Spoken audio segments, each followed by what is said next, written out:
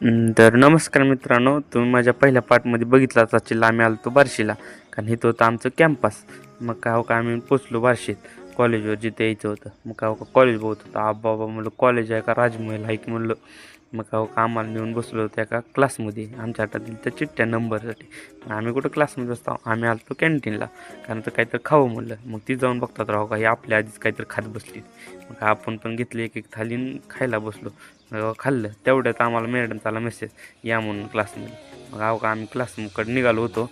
मग तेव्हा क्लासमध्ये जाऊन बघतात राव काही तिथे कबूतर. अहो का ही अशी एडचाळ करायला ती जिथं जाईल तिथं ताप आहे म्हणलं. मग अहो काही बघत होती काय तर मोबाईलमध्ये. मग आपल्याला तर काय कळत नव्हतं म्हणून आपण बघत होतो ह्यांचं कॉलेज. कसलं भारी हिरवळ होती बघा. मग काय अहो काही दिसले आम्हाला. ह्यांना म्हणलं अरे तुमचं झालं का.